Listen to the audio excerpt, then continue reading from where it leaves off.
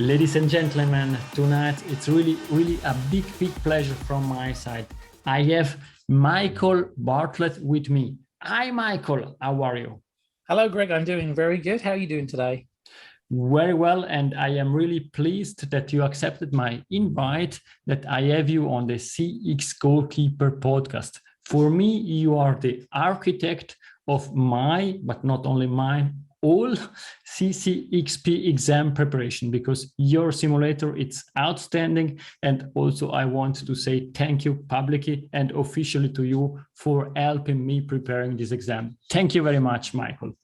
You're very welcome. It's also great because I'm so happy to be on your podcast because you use football as an analogy for CX. And I used to do that many years ago, not with CX, but with film directing. And we would always talk about our Dream 11. So I've done the similar things to you before. Oh, that's very nice. And it's also a big pleasure. I start every podcast in the same way. And I ask my guest to introduce himself. Michael, could you please introduce yourself? I'm a generalist, I guess is probably the right term to use now. I'd never heard that term before until I went for a job interview in 2017. And I told the guy what I did. I always felt embarrassed when I was trying to explain my career because it kind of zigzags quite a lot. And he said, "Oh, yes, you're a generalist." So I was like, okay, I guess I'm a generalist then. I live in Southwest Missouri. I do a lot of dog rescue. I'm very passionate about helping shelter animals and rescues and supporting foster networks. And I do it all through my work in CX. I have a day job. It's actually probably the best day job in the world. I work for a company called JMARK, who are based here in Springfield, Missouri. I had a local businessman approach me recently and he said, "Give me a number. What would it take to get you to leave JMARK?" And I said, honestly, you'd have to pay my mortgage off twice because that's how much I love working at JMARK. So even though I do all of my CCXP work on the side and I do, CX consulting here and there, not very much of it, to be honest. It's mainly CCXP work I do. My day job is so enriching that I just love it. And I hope, I don't know if you've ever heard of people talk about getting the Sunday night blues when they know they have to go into work on Monday. And I don't get those. I actually look forward to Mondays now as well. So I work my job title is Director of Experience Innovation.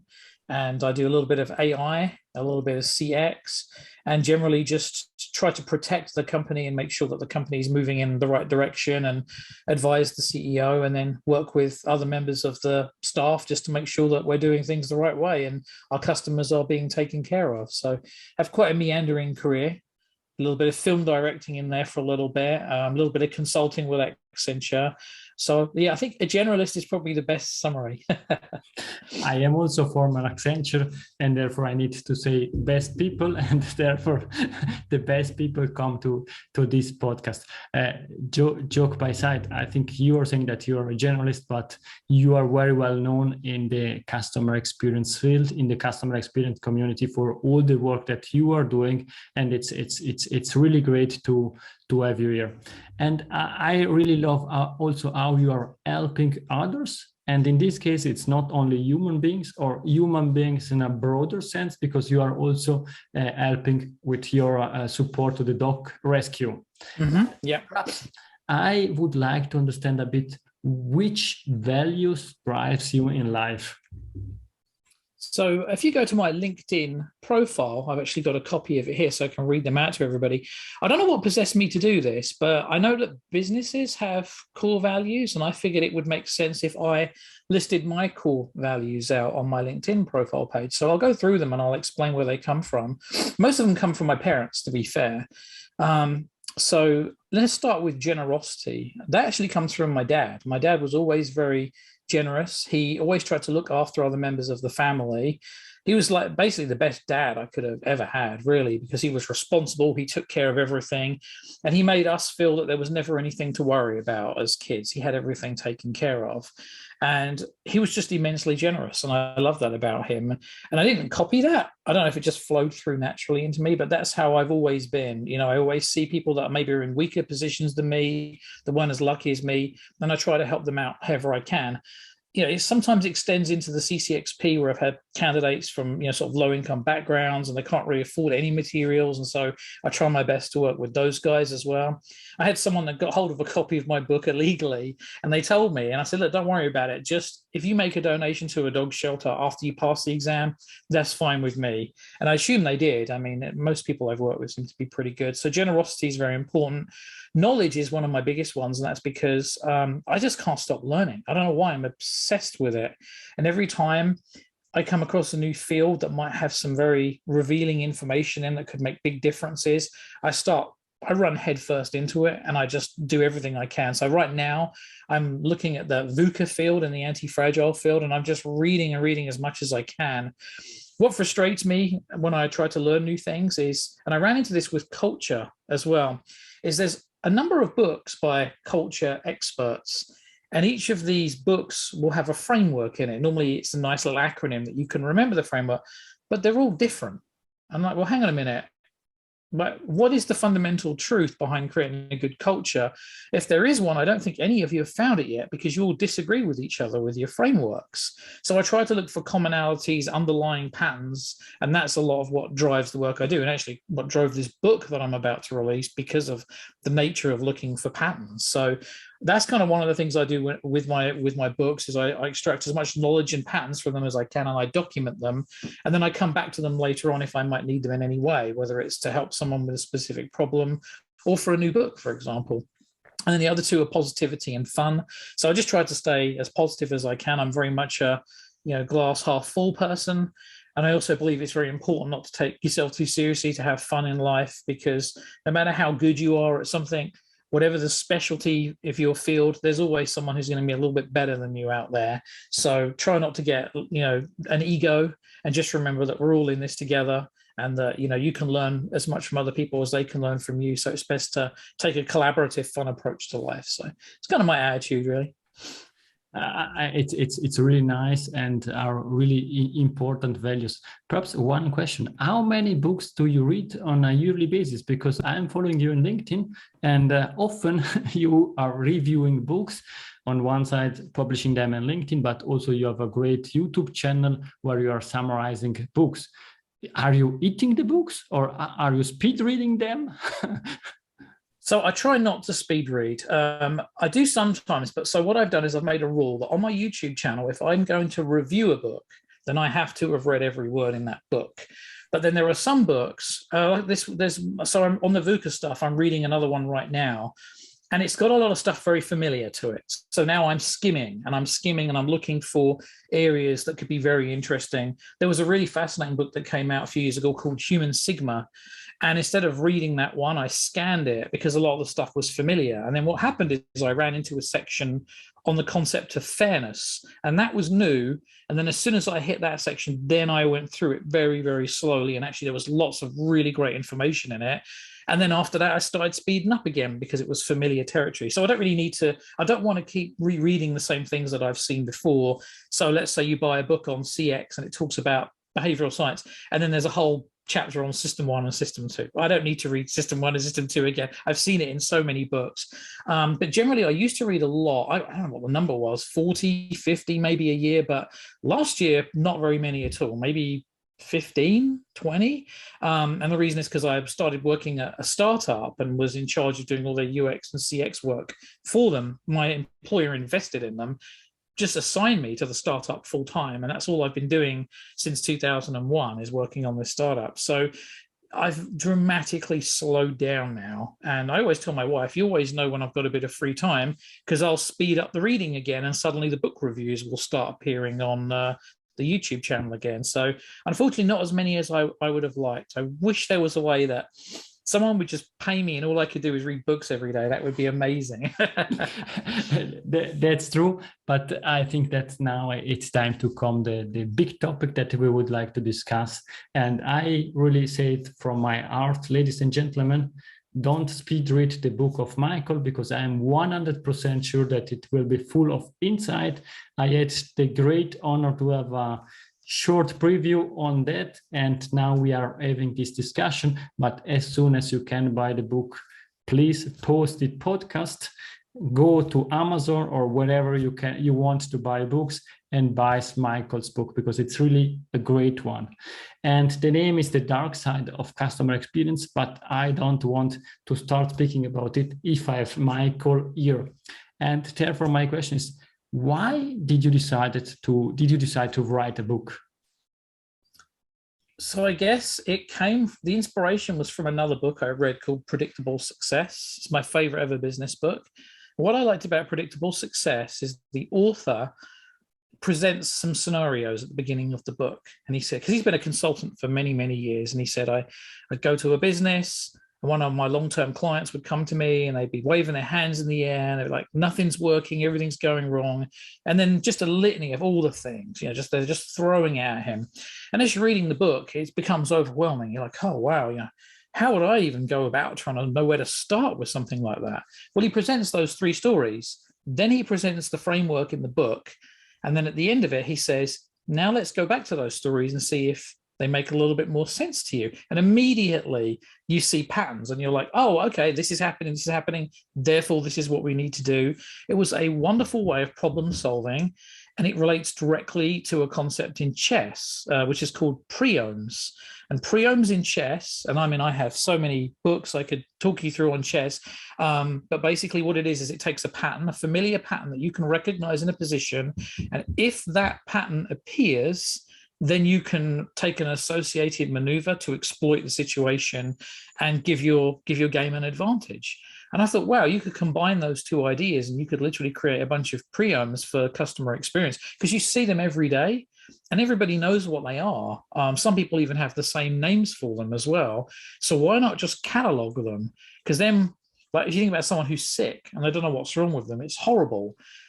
Once they get the diagnosis and they know the name of the enemy, it makes it easier, because then this is what I'm dealing with. Now I know the kind of steps. There's a body of knowledge about what things I can do. There's experts that are aligned to solving this specific problem. So it's all about trying to catalog and name the problem. And then once you can do that, it should make hopefully solving the problem a lot easier, which makes obviously customers' lives better, which is the most important thing.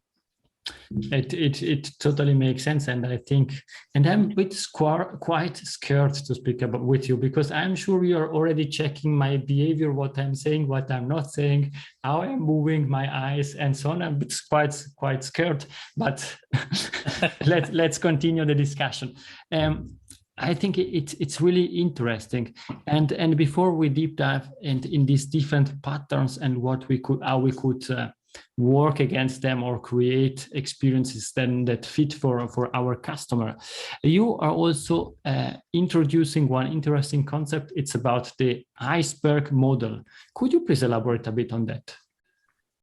Well, the problem with systems in business is they're very complex and there's lots of moving and interacting parts.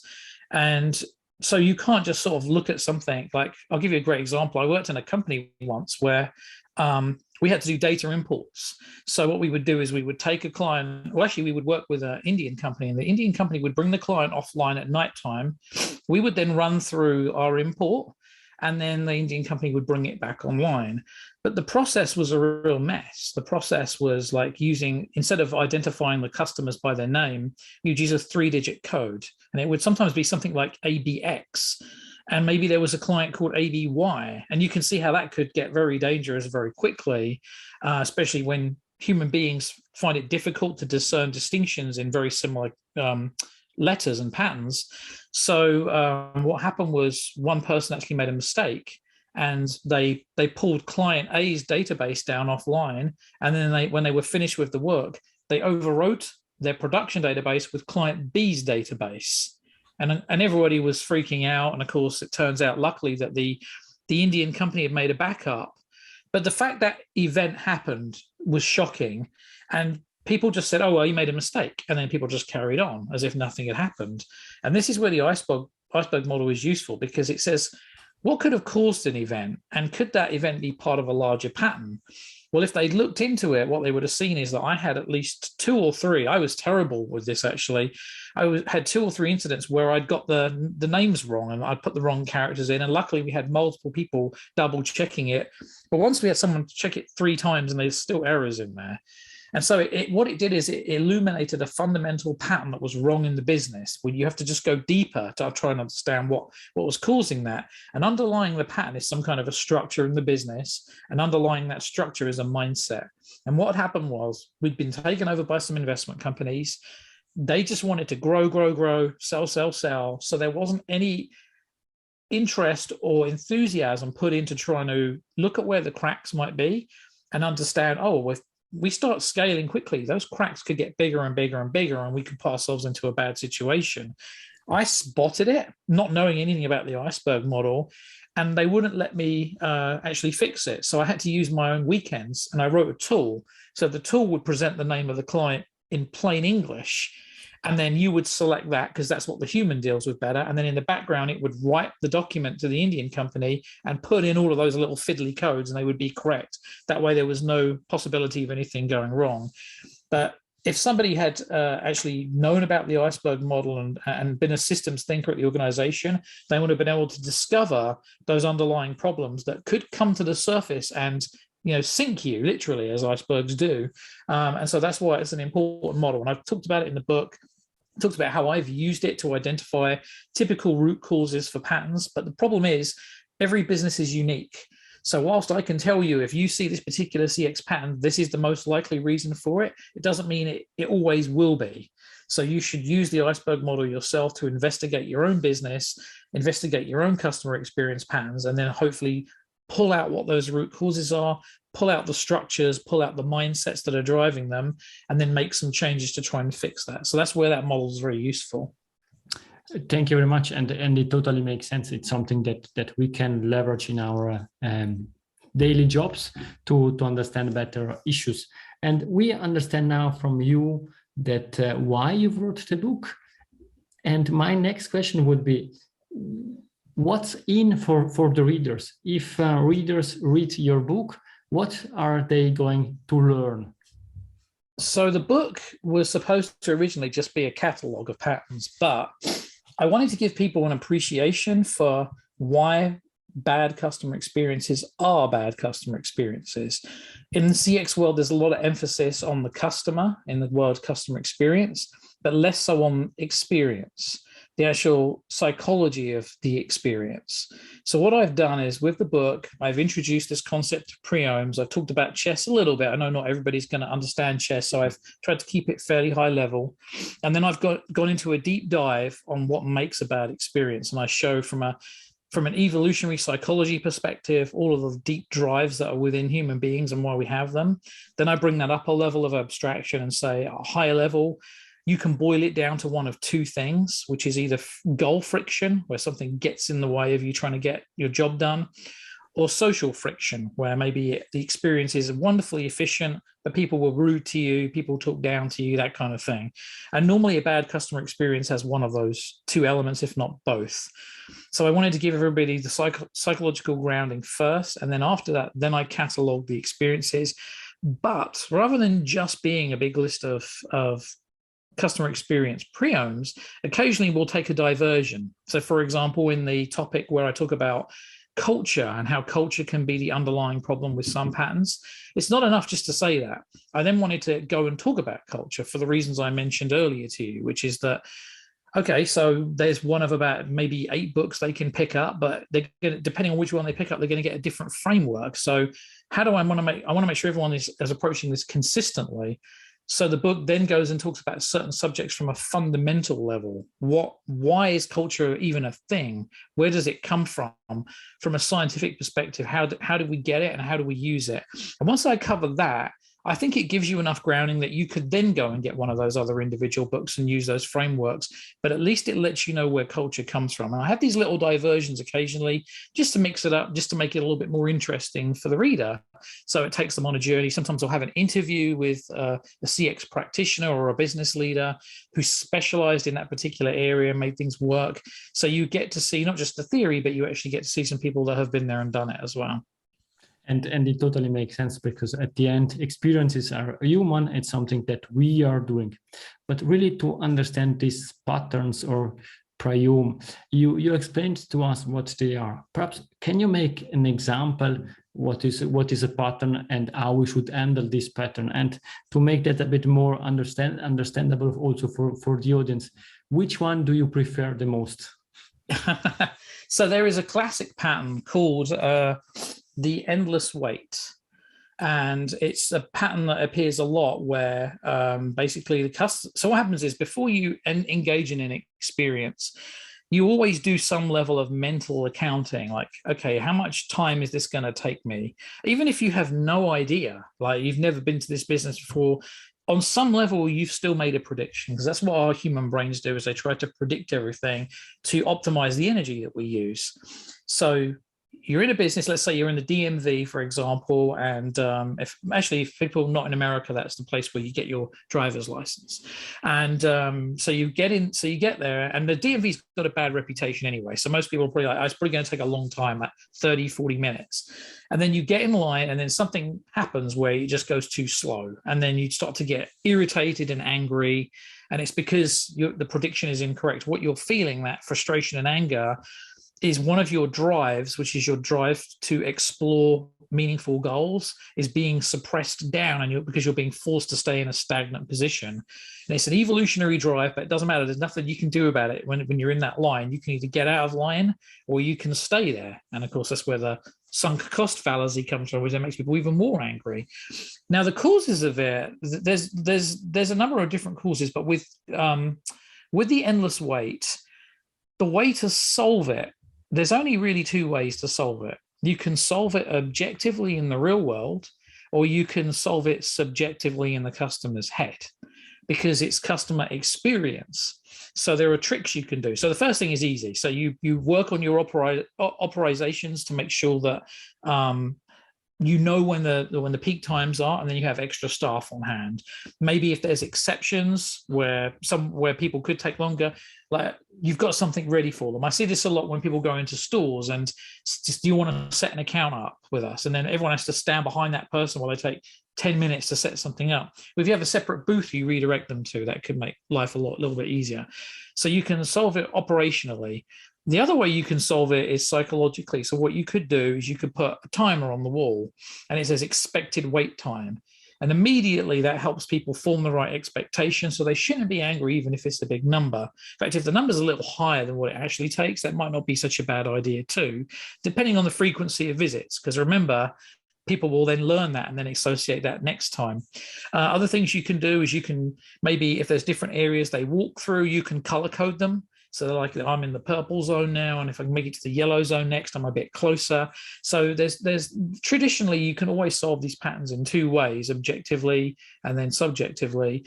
And then in terms of like what causes them, normally it's the customer experience design. Like they've either not designed it properly, or they've not designed it with customers, or at least tested it with customers in the real world.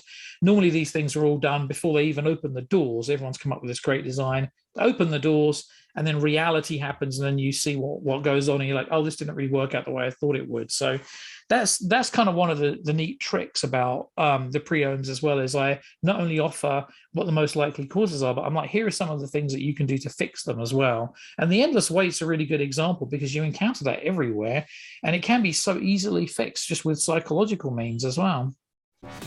If you enjoyed this episode, please share the word of mouth, subscribe it, share it. Until the next episode, please don't forget, we are not in a B2B or B2C business, we are in a human-to-human environment. Thank you!